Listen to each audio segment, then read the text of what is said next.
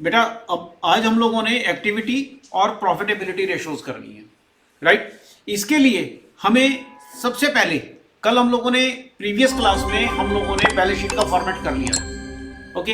अब हमें सबसे पहले तो स्टेटमेंट ऑफ प्रॉफिट लॉस की फॉर्मेट हमें देखना है। इसमें हमें कीवर्ड क्या है हमारे, ROT, राइट, ROT। उसके बाद है CPC, CPC, EFDO, EFDO। अब इसमें क्या है, R stand for revenue from operation, O stand for other income. इन दोनों का टोटल कर लेंगे, ये आ जाएगी हमारी टोटल रेवेन्यू। ये हमारा पार्ट ए हो गया। CPC, इसमें CPC में cost of material consume. P, purchase of stock in trade, change in inventory, employee benefit expenses, finance cost, depreciation and amortisation, और उसके बाद अदर एक्सपेंसेस। ठीक है, ये सारे हम लिख लेंगे। यहां पर हमें गिवन होते हैं या लिख लेंगे, जो भी हमारी सिचुएशन है। ये हमारा बी पार्ट आ गया, टोटल एक्सपेंसेस, राइट। अब हम क्या करेंगे, ए में से बी माइनस करेंगे, ये हमारे क्या आ जाएंगे, प्रॉफिट्स। तो ये हमारा फॉर्मेट है। यहां पर हमारे इन दोनों को माइनस करके ये हमारा प्रॉफिट्स आ जाएगा बिफोर टैक्स, और इसमें से हम टैक्स माइनस करेंगे और हमारा नेट प्रॉफिट आफ्टर टैक्स आ जाएगा। ठीक है, तो इतनी बात हमें याद करनी है। अब इसके अंदर हमें कुछ बातों का ध्यान रखना है। वो क्या ध्यान रखना है कि number 1, cost of material consume, ये कैसे निकलेगी। रॉ मटेरियल को ध्यान में रखना है। इसमें opening plus purchase minus closing, right. तो हमारा क्या आ जाएगा, कॉस्ट। परचेज ऑफ स्टॉक का मतलब है कि हमने कितना माल खरीदा, ये तो सिंपल परचेज है, राइट। चेंज इन इन्वेंट्री का मतलब क्या है, चेंज इन इन्वेंट्री का मतलब है opening stock minus closing stock, किस किस चीज का। ठीक है, रॉ मटेरियल को छोड़कर बाकी सब चीजों का, रॉ मटेरियल को छोड़कर बाकी सब चीजों का। अगर ये पॉजिटिव है, ध्यान दें, अगर ये पॉजिटिव है तो इसका मतलब ओपनिंग ज्यादा है, क्लोजिंग कम है। अगर ये नेगेटिव है तो इसका मतलब क्लोजिंग ज्यादा है। इंप्लॉई बेनिफिट एक्सपेंसेस, इंप्लॉइज से रिलेटेड सारे खर्चे, जैसे कि वेजेस, सैलरी, ठीक है। और हम कोई इंप्लॉइज के बेनिफिट के लिए कुछ भी खर्च कर रहे हैं, जैसे उनको कोई हम मेडिकल फैसिलिटी दे रहे हैं, ठीक है, हम उनको ट्रांसपोर्टेशन फैसिलिटी दे रहे हैं इंप्लॉइज को, तो इंप्लॉइज की ग्रेचुटी का पैसा है, इंप्लॉइज का प्रोविडेंट फंड का पैसा है, तो मीन्स इंप्लॉइज से रिलेटेड सारा का सारा खर्चा इसमें आ जाएगा।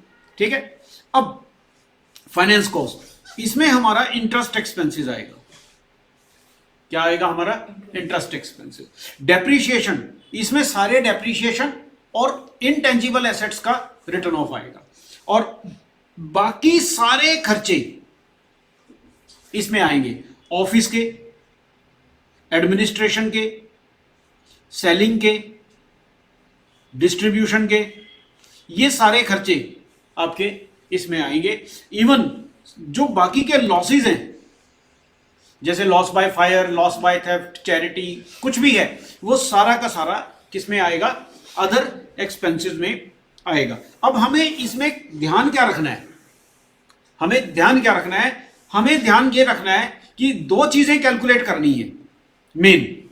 हमें एक तो cost of revenue from operation, cost of revenue from operation calculate करना है एक तो सबसे पहला, राइट। और उसके बाद हमें जो खर्चे हैं हमारे, उन खर्चों को हमें तीन भागों में डिवाइड करके चलना है, तीन चीजों में समझना है।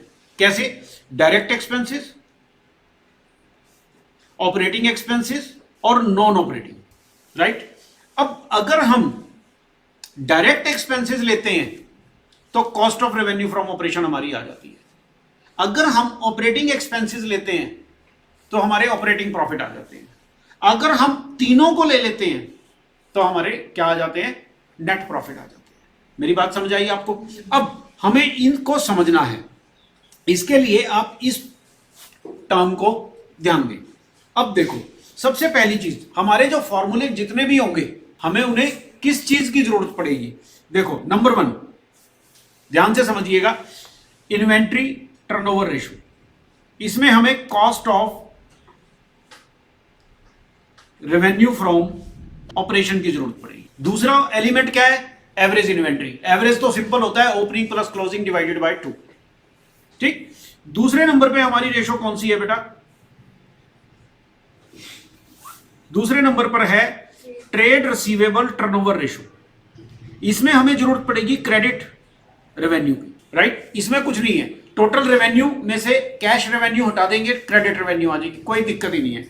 तीसरी हमारी है ट्रेड पेएबल टर्नओवर रेशो। इसमें हमें जरूरत पड़ेगी क्रेडिट परचेज की। तो सिंपल सी बात है, जो परचेज ऑफ स्टॉक है, जो परचेज है हमारी, उसमें से कैश परचेज माइनस कर देंगे तो क्रेडिट परचेज आ जाएगी। तो तीन चीजें तो हमें ये चाहिए। चौथी चीज हमें चाहिए, हमारी कौन सी रेशो है? Fix assets turnover ratio, working capital turnover ratio, capital employed turnover ratio. Clear? हमारी ये रेशोज है। इनके लिए हमें क्या चीज चाहिए? हमें चाहिए रेवेन्यू फ्रॉम ऑपरेशन। ये तो बिल्कुल क्लियर हमें गिवन ही है, सेल। ये तो हमारी सेल है, ये तो हमें गिवन ही है, ठीक है। उसके बाद हमें फिक्स एसेट्स का पता है क्या होता है, वर्किंग कैपिटल पता है, current assets minus current liability, capital employed पता है, share holder fund plus non current liabilities. Clear? तो इसका मतलब इन सभी रेशोज के अंदर हमें सिर्फ और सिर्फ एक आइटम की जरूरत है, किसकी? Cost of revenue from operation की। एक आइटम अगर हमें आ जाए तो बाकी सारी चीजें बिल्कुल इजी है। अब इसमें हम क्या करेंगे? Cost of revenue from operation निकालने के लिए हम क्या करेंगे? जो हमारे स्टेप्स थे उसमें हम क्या यूज करेंगे बेटा? उसमें हम सबसे पहला था cost of material consume, right.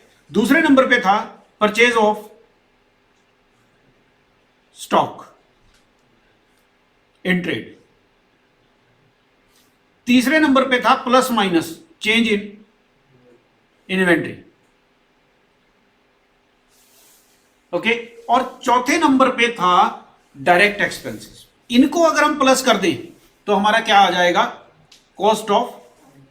अब डायरेक्ट एक्सपेंसेस में हमें क्या क्या लेना है, यह बात समझनी है बस हमें। एक तो इंप्लॉई बेनिफिट एक्सपेंसेस में से हमें लेना है वेजेस। क्या लेना है? वेजेस। और जो अदर एक्सपेंसेस हैं उनमें से लेना है कैरेज इनवर्ड। क्या लेना है? कैरेज इनवर्ड, ठीक है। मेन जो है ये दो आपके एक्सपेंस हैं जो डायरेक्ट की कैटेगरी के अंदर आप लोगों को लेने हैं। तो ये हमारा फॉर्मूला किसका बन गया? Cost of revenue from operation. Credit revenue simple है, टोटल रेवेन्यू में से कैश रेवेन्यू माइनस कर दें तो क्रेडिट रेवेन्यू आ जाती है। टोटल परचेज में से कैश परचेज माइनस करते तो क्या आ जाता है? क्रेडिट परचेज आ जाता है। और रेवेन्यू फ्रॉम ऑपरेशन तो हमारी सेल है ही। तो इट मींस कि ये जितने भी फॉर्मूले हैं इन सब के लिए हमें जो सबसे इंपॉर्टेंट आइटम थी जो कैलकुलेट करनी थी वो सिर्फ क्या थी? Cost of revenue from operation. इसको करने के बाद ये वाले सारे फॉर्मूले हमारे तैयार हो जाएंगे। इनमें हमें क्या करना है? Cost of revenue from operation ये वाली कैलकुलेट कर ली हमने। उसके बाद डिवाइडेड बाय एवरेज इन्वेंट्री। इसमें हमें क्या करना है? Credit revenue from operation divided by average trade receivable. Trade receivable में क्या क्या आता है? डेटर्स और बिल रिसीवेबल। डेटर्स और bill receivable. Credit purchase divided by average trade payable. Average trade payable. Trade payable में क्या क्या आता है? क्रेडिटर्स और बिल्स पेएबल। और उसके बाद हमारी fix assets turnover ratio, working capital turnover ratio और कैपिटल एम्प्लॉयड टर्नओवर रेशो। इसमें क्या है, रेवेन्यू फ्रॉम ऑपरेशन में हम क्या करेंगे, इसके डिवाइड कर देंगे। अगर फिक्स एसेट्स रेशो है तो फिक्स एसेट्स को कर देंगे, अगर फिक्स एसेट्स की जगह वर्किंग कैपिटल है तो वर्किंग कैपिटल कर देंगे, और अगर उसकी जगह कैपिटल एम्प्लॉयड है तो कैपिटल एम्प्लॉयड कर देंगे। अब फिक्स एसेट्स कौन सी होती है, non current assets, right. Working capital क्या होती है, current assets minus current liability, वो हमें मालूम है कि करंट एसेट क्या होती है, करंट लायबिलिटी। कैपिटल एम्प्लॉयड क्या है, share holder fund plus non current liability, means की share holder fund plus debt. तो ये हमारी सारी की सारी कौन सी है, एक्टिविटी रेशोज। मेरी बात क्लियर हो गई? हाँ, अब हम आते हैं प्रॉफिटेबिलिटी। प्रॉफिटेबिलिटी में बेटा दो तरह की रेशोज हैं हमारी, कौन कौन सी। एक रेशो वो है जो on revenue from operation calculate होती है, और एक है जो ऑन कैपिटल एम्प्लॉयड कैलकुलेट होती है। अब वो कौन कौन सी रेशोज हैं, जो रेवेन्यू फ्रॉम ऑपरेशन से कैलकुलेट होती है बेटा, वो होती है हमारी ग्रॉस प्रॉफिट रेशो, वो होती है हमारी ऑपरेटिंग रेशो जिसके अंदर ऑपरेटिंग कॉस्ट यूज होता है, तीसरी हमारी होती है ऑपरेटिंग प्रॉफिट रेशो, और चौथी होती है नेट प्रॉफिट रेशो। और इसके नीचे, क्योंकि ये किसके बेस पे कैलकुलेट होती है, रेवेन्यू फ्रॉम ऑपरेशन के, तो इसके डिनोमिनेटर में रेवेन्यू फ्रॉम ऑपरेशन आ जाता है इनटू 100। ठीक, अब रेवेन्यू फ्रॉम ऑपरेशन तो हमें मालूम है क्या होता है, टोटल सेल, राइट। अब हमें क्या निकालना है, gross profit, operating cost, operating profit और नेट प्रॉफिट। अब ये क्या होते हैं, ग्रॉस प्रॉफिट। देखो बेटा, हम लोगों ने रेवेन्यू फ्रॉम ऑपरेशन में से अगर हम कॉस्ट ऑफ रेवेन्यू जो अभी हमने सीखी थी, cost of revenue from operation minus कर दें तो हमारा क्या आ जाता है, ग्रॉस प्रॉफिट आ जाता है। बिल्कुल सिंपल सा फार्मूला है, ठीक। रेवेन्यू में से cost of revenue from operation जो हमने इन्वेंट्री टर्नओवर रेशो में निकाली थी उसको माइनस करते हैं तो हमारा अब दूसरा फार्मूला है हमारा, क्या चाहिए हमें, ऑपरेटिंग कॉस्ट, ठीक है। तो ऑपरेटिंग कॉस्ट कैसे निकलेगी, ऑपरेटिंग कॉस्ट निकलेगी जो ये cost of revenue from operation है, ठीक है, cost of revenue from operation में ऑपरेटिंग एक्सपेंसेस प्लस करते हैं। अब ये ऑपरेटिंग एक्सपेंसेस क्या होते हैं, ऑपरेटिंग एक्सपेंसेस आपके होते हैं इंप्लॉय बेनिफिट एक्सपेंसेस,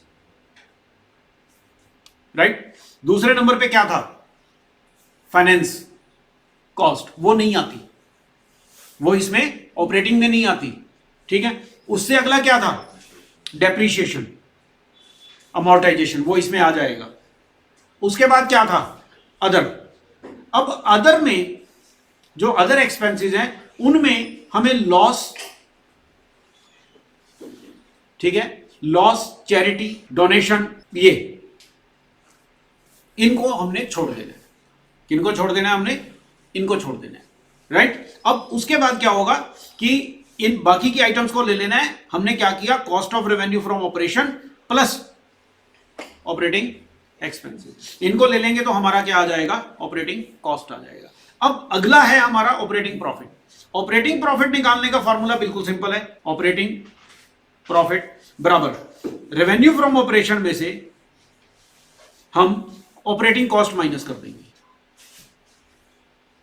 अब हमें ऑपरेटिंग कॉस्ट निकालनी आती है, राइट। रेवेन्यू फ्रॉम ऑपरेशन में से हम क्या माइनस कर देंगे, ऑपरेटिंग कॉस्ट माइनस कर देंगे, तो हमारा क्या आ जाएगा, ऑपरेटिंग प्रॉफिट आ जाएगा। तो मींस कि ग्रॉस प्रॉफिट कैसे निकलेगा, रेवेन्यू फ्रॉम ऑपरेशन में से cost of revenue from operation minus करेंगे तो हमारा क्या आ जाएगा, ग्रॉस प्रॉफिट आ जाएगा। रेवेन्यू फ्रॉम ऑपरेशन में से ऑपरेटिंग कॉस्ट माइनस करेंगे, क्या माइनस करेंगे, ऑपरेटिंग कॉस्ट माइनस करेंगे तो क्या आ जाएगा, ऑपरेटिंग प्रॉफिट आ जाएगा। और cost of revenue from operation में हम क्या प्लस करेंगे, ऑपरेटिंग एक्सपेंसेस प्लस करेंगे तो हमारा क्या आ जाएगा, ऑपरेटिंग कॉस्ट आ जाएगा, राइट। उसके बाद बचता है net profit. Net profit simple है, ठीक है। उसमें क्या होगा कि आपने सारे खर्चे माइनस कर देने हैं। क्या करना है, सारे खर्चे, मींस कि रेवेन्यू फ्रॉम ऑपरेशन में से माइनस क्या करना है, सबसे पहले cost of revenue from operation, और उसके बाद इसमें से इनडायरेक्ट एक्सपेंसेस जितने भी हैं वो सारे माइनस कर देने हैं। तो आपका क्या आ जाएगा बेटा, नेट प्रॉफिट आ जाएगा। तो आपने इस तरह से नेट प्रॉफिट रेशो कैलकुलेट कर लेनी है।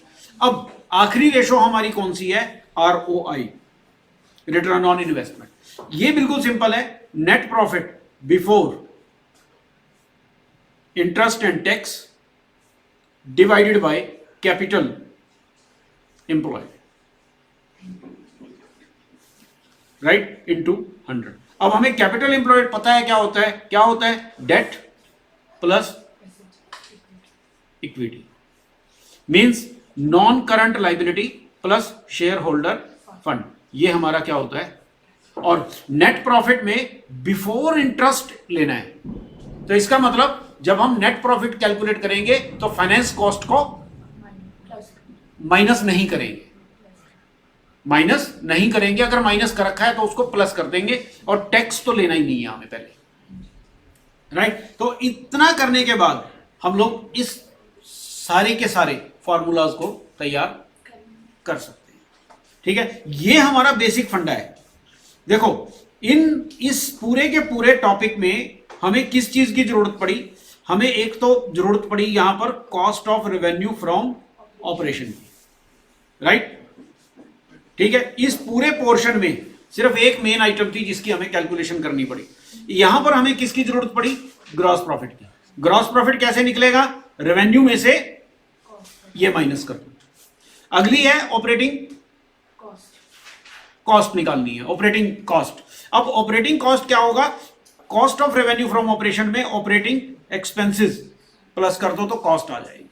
अगली निकालनी है ऑपरेटिंग प्रॉफिट। अब रेवेन्यू में से इस पूरे को माइनस कर दो तो आपकी ऑपरेटिंग प्रॉफिट आ जाएगी, राइट। नेट प्रॉफिट रेशो सब कुछ माइनस करके, ठीक है, आपका क्या आ जाएगा, नेट प्रॉफिट रेशो। और रिटर्न ऑन इन्वेस्टमेंट क्या है, net profit before interest tax divided by investment, का मतलब है कैपिटल एम्प्लॉयड।